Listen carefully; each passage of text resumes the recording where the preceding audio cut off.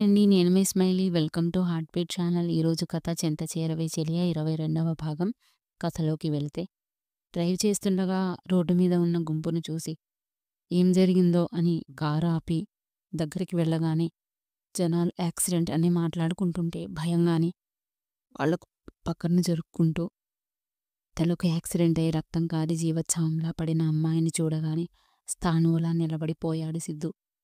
ఆ అమ్మాయిని చూడగానే పొద్దున్న యాష్ కలర్ శారీలో ఉన్న తన భార్యను గుర్తు చేసుకుని సిరేమోనియన్ని భయపడుతూనే తన దగ్గరికి వెళ్ళి చూడగా, వణుకుతున్న చేతులతో అటువైపు తిరిగి ఉన్న ముఖాన్ని చూడగానే తను కాదని రూఢీ చేసుకుని ఊపిరి పీల్చుకుని తనకు ఊపిరాడుతుందా లేదా అని ముక్కు దగ్గర వేలు పెట్టి చూడగా ఊపిరి తీసుకోవడం చూసి జనాల్ని పక్కన జరపమని అంబులెన్స్ని పిలిపించి వెంటనే హాస్పిటల్కి తరలించి కారులో కూర్చుని డ్రైవ్ చేస్తూ తను ఆపత్కర పరిస్థితుల్లో లేదని ఆనందపడాలా, ఆచూకీ తెలియలేదని బాధపడాలా, వస్తున్న కోపాన్ని దిగమింగుకుని వేగంగా డ్రైవ్ చేసుకుంటూ వెళ్ళిపోయాడు సిద్ధు.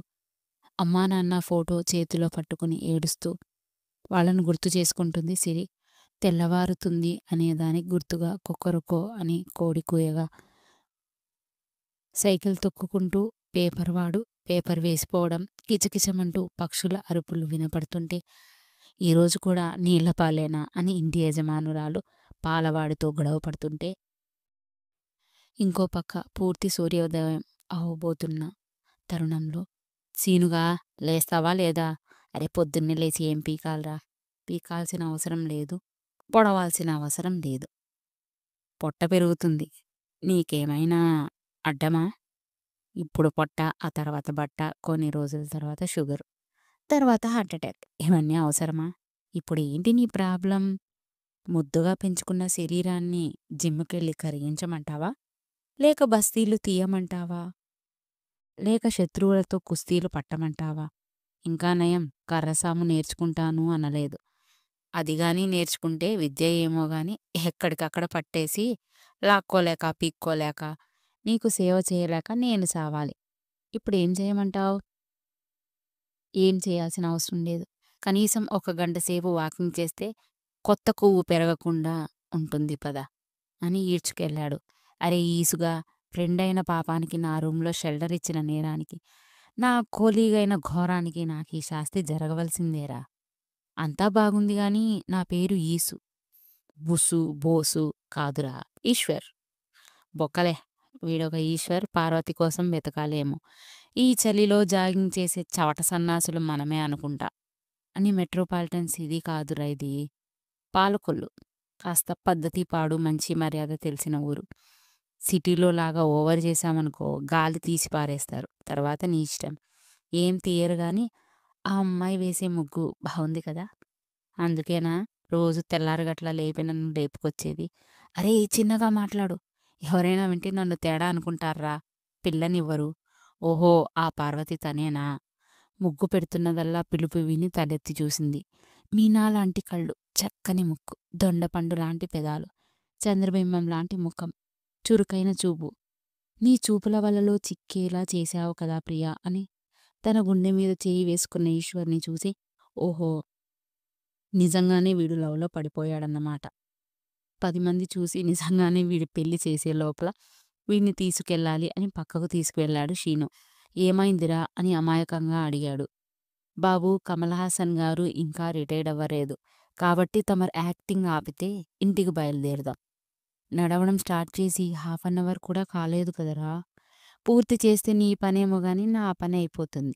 నన్ను ఊరు విడిపించేలా ఉన్నావు కదరా యదవా. నిజం చెప్పు, ఆ అమ్మాయికి సైట్ కొడుతున్నావు కదా, అది సైటు ఇంకొకటి నాకు తెలియదురా.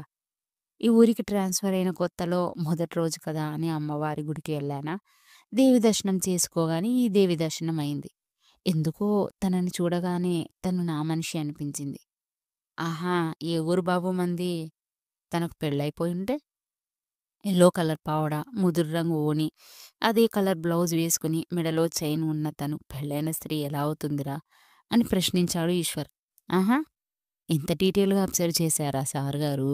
చిన్నగా నవ్వుకుంటూ, తెలీదురా, మొదటి చూపులోనే ప్రేమలో పడిపోయాను, లేక నా మనసు తన్నే కోరుకుందో.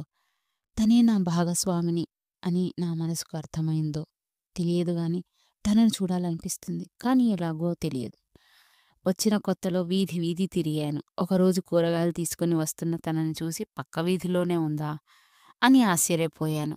అప్పటి నుండి దూరంగా తనను ఆరాధిస్తున్నాను. తన భక్తుణ్ణి అనుకో.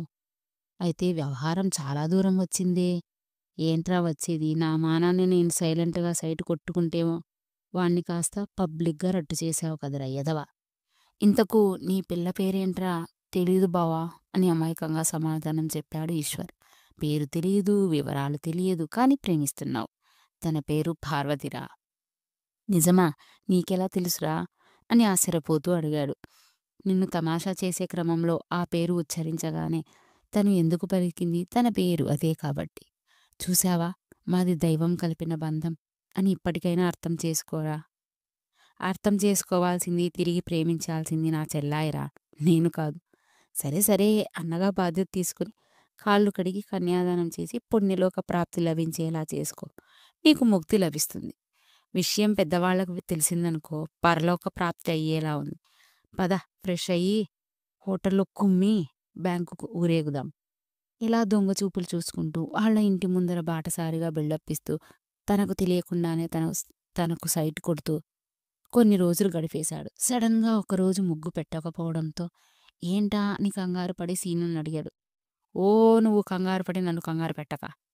ముందు భోజనం తిను నేను కనుక్కుంటా అని విషయం కనుక్కోగానే చిన్నప్పుడే తల్లి చనిపోవడం, తండ్రి రెండో పెళ్లి చేసుకోవడం, ఇంటర్‌తో చదువు మాన్పించడం, సవతి తల్లి సూటిపోటి మాటలు అనడం, వేరే మార్గం లేక అన్నీ భరాయిస్తూ ఉండడం, తన సొంత కూరికి మంచి సంబంధం రావాలని ఖర్చు మిగిలిపోతుందన్న ఉద్దేశంతో సవతి కూతురికి రెండో పెళ్లివాడిని చూడటం, నిన్న పెళ్లివారు వచ్చి చూడటం ఖాయం చేసుకుని వెళ్ళిపోవటం జరిగింది.